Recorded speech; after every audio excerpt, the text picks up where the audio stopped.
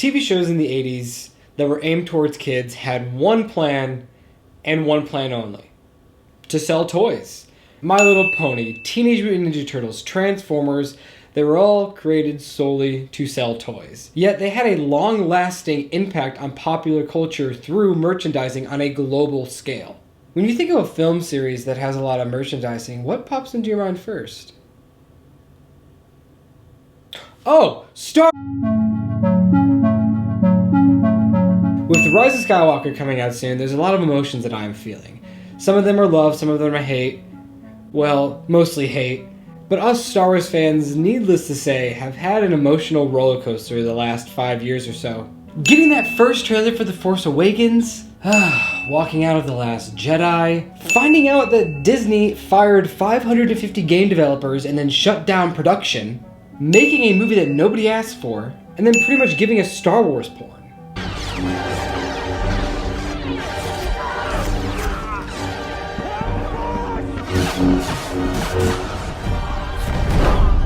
That is the best thing Disney will ever make with Star Wars. I've said it, done, and that was like the second thing they ever made. Anne Allison, a professor of cultural anthropology, back in 2006 published a book called Millennial Monsters, talking about Japanese toys and the gigantic globalization of Pokemon.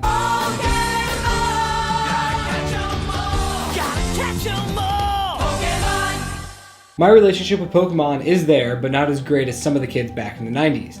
I had some cards, I played Emerald on my Game Boy, I watched the cartoon mostly at my friend's house. I know the first generation pretty well, but after that I lost interest. But regardless of this, Pokemon is thriving to this day with Sword and Shield recently coming out on the Switch.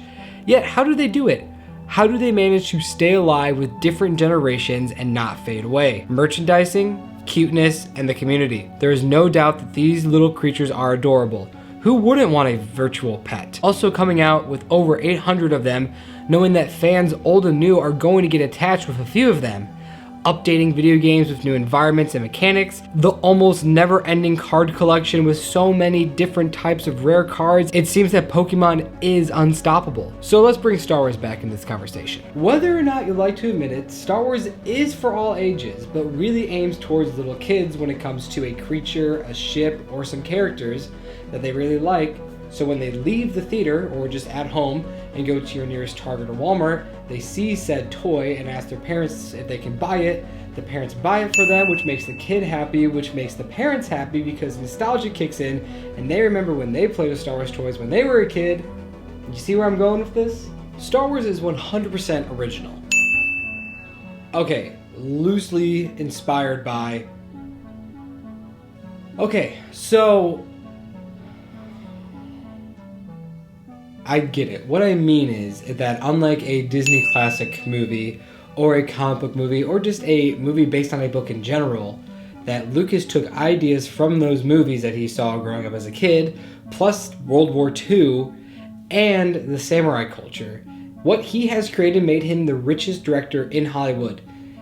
And the guy's only made 6 films. Steven Spielberg, a longtime good old pal of Lucas, who made E.T., Jaws, Indiana Jones, Jurassic Park, is only the second richest director in the world, and he's made over 30 films.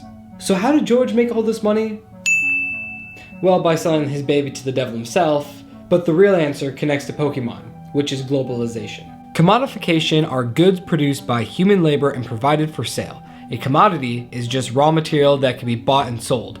Humans like things, whether that be books, dolls, toys, fine china, or yes, Funkos in movies. We like to collect things that have a certain value to us.